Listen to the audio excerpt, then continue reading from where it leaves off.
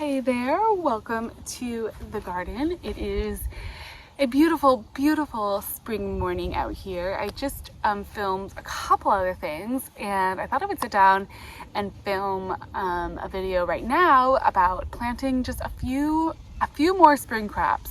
I thought I was kind of done with this spring crop planting, but I haven't really planted enough out here in the little forest garden area. So I thought, you know what, let's plant a couple things, maybe some stuff that's deer resistant. And I'm still figuring out how this garden space goes with the other garden spaces and how it complements the bigger kitchen garden, because this is more my little woodland. I think these beds that are on this side are going to be slightly like shade in the morning, sun in the afternoon beds.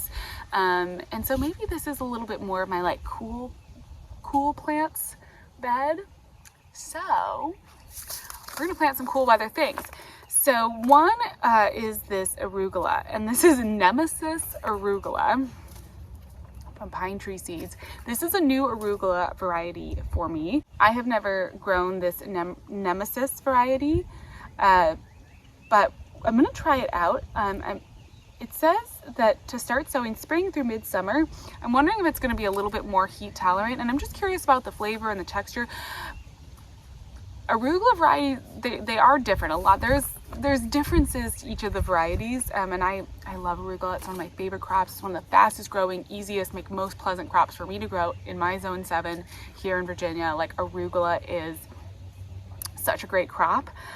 So I want to try out a new variety. I always want to try out new varieties. Now, back here in the forest garden, we have absolutely no protection as far as like fencing or anything. So I did bring out one of my little cloches, and we're going to plant the arugula under here just to make sure that no little hungry deer that come along or anything are able to munch on it. And this is a nice thing, like for certain plants this doesn't work because obviously it only goes so high, but for something like arugula that stays pretty short, this is gonna be perfect. And I like to harvest my arugula as baby greens, so we're just gonna basically make a circle and sprinkle these in the circle. Oh, there's a plane going overhead. It is like such a gorgeous day, so I'm not surprised that everybody is out flying planes and doing things. So I'm going to use this circle as my template, and that's where we're going to plant the baby greens under. Some white onions. This is my favorite variety, the Tokyo Long White, but I've actually realized I'm out of seeds. So I picked up this one. This is Ishikura. I'm probably saying that wrong. It's a traditional Japanese variety for salads and soup. It has enormous proportions, but it's still tender and scallion-like, and it never forms a bulb. So that sounds really intriguing, and I think it'd be fun if it's kind of big and everything to have back here in the raised beds. These things that'd be kind of cute, and these are both things that can grow so in a little bit of shade. So because this is going to be shade in the morning, sun in the afternoon, kind of like maybe part shade, part sun kind of setting.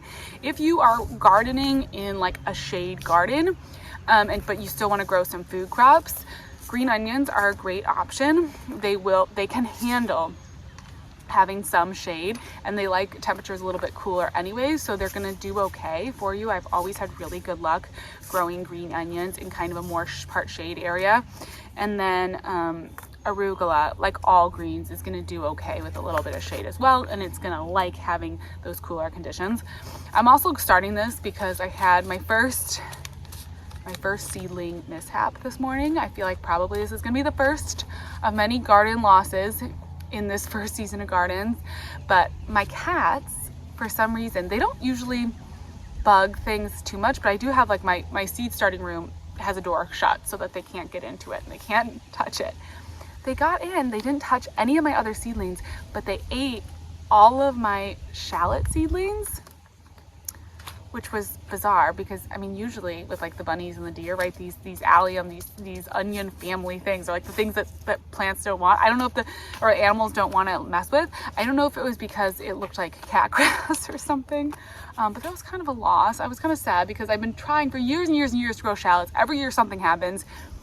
This year, this is what happened, and they were doing so good. They were looking so good.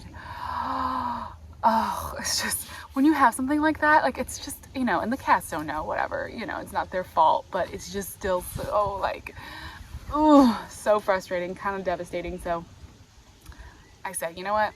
I'm just gonna go outside and plant green onions. And these I'm not gonna plant under a cover because they are in the allium family. They are onions. So although, you know, I guess my cats apparently like them. The rabbits, the deer, nothing should want to mess with these. And my cats are indoor cats, so they can't come out here. So that's gonna be good. So let me go over, get the camera set up. Let's look at the raised bed. Full disclosure, also another garden confession. I did seed Swiss chard into this raised bed, and I just didn't water it. Like, I totally dropped the ball on watering back here. I brought a watering can out with me, and I'm gonna start making it my habit to bring a watering can back and water every time I come back here. Someday I'll have the greenhouse and probably try to do like a rain barrel or something off the greenhouse, because I don't have water trenched, like I don't have water from the house trenched back here. But yeah, I just didn't water them, and that happens sometimes. I think, you know, it's okay to be, you know, to understand that that's going to happen. But now I'm going to sow some new seeds, and we're going to be more dedicated about actually watering back here. So let's go see the raised bed. I really love this garden space. It's so, isn't it pretty? Especially like on a morning like this with the sunlight and the trees. It's just so beautiful, and it's so inspiring. And I think it's going to be really fun over the years. But I just have to get in the habit of doing, I've been working so hard on the big kitchen garden that this garden has gotten slightly neglected. So here's what we're going to do. We're going to put this down, make the circle, and then I'm going to plant, I'll just seed all my greens in here. Oh, we don't want to rock. I'll seed all my greens in here like baby greens, and then we'll do the onions over here, and that'll be great. And then I will water it in. Even with my neglect, look how well the alliums and the garlic is doing. It's all coming up, so that's really encouraging to see. And I'll water that while I'm out here too, just so it gets a little bit of what I need. And then I haven't even filled this raised bed yet because I'm still deciding exactly the locations, trying to figure it out. But I just love this space back here. I just feel like it's so nice. So, all right. Here we go. So you can definitely go overboard when you're seeding baby greens, and you can definitely seed them too thickly. So especially with, I mean, these arugula seeds are tiny. They're the most tiny little seeds. So a little goes a long way. And a packet like this has 500 seeds in it. So what I'm going to do is just do a gentle sprinkle, because I want it to be relatively thick. Certainly more than, you know, closer than if it was like head lettuce, but I don't want it to be so thick that the seedlings completely choke each other out. What will happen is you'll get a first flush, but it'll kind of be like when you're growing sprouts or something. You'll get a first flush, but then they won't really do all that much after that. Okay, then we'll do our bunching onions, and I'm actually going to do rows, which, to be honest, I very rarely do something like this in rows. I'm going to leave a little room over here so I can put some flowers in. And I'm gonna do 3 rows, and then I'm gonna leave a little room over there so I can put flowers there as well, because I want to be able to add flowers into my garden bed too. Now, bunching onions they do okay with being in bunches, so you can sow these pretty thickly. And I don't want to cover them. I made these rows a little bit deep. I probably don't want to have it like be that deep, so I'll probably just kind of like, cover that over. These aren't sunflowers or something, you know, big seed. Okay, the arugula I do not have to cover it. You can scratch it in a little bit, but honestly, once we water it, it's gonna do the job. Okay, let me get the watering can.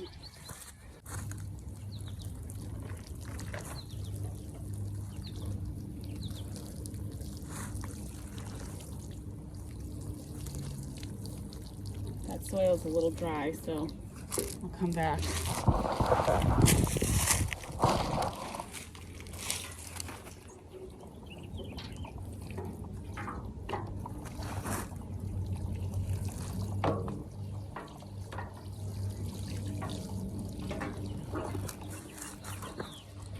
Alright, let's water the boxwood too while we're out here. This is looking healthy. Look how beautiful. There's leaves in it, but look how beautiful this is looking.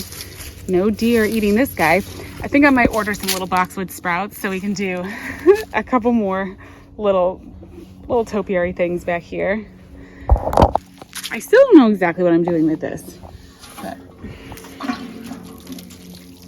well, no need to worry about that. I just watered this last night, trying to be better, trying to stay on top of water. And we'll come back and we'll water again. Sometimes it's good to do that, like do a few, let the water soak in, then come back and water, especially if the soil is pretty dry out here. So give it a chance to absorb some water so we don't have too much runoff. There we go. That's gonna be such a cute little shade bed, and then we'll put in some little flowers, and I think it'll be really sweet. We'll put in some little flowers in the center of this bed. I left that space open. And then I have all these pots out here, and I actually ordered some bare root ferns. So my thought is that we will get these pots going with some little ferns, maybe some more little boxwoods, and have little containers, boxwoods and ferns. And we'll just have this whole really cute little space back here. And I think over the years, it's really gonna come together. Just gotta keep it all watered, you know? That's the key. I can't neglect it.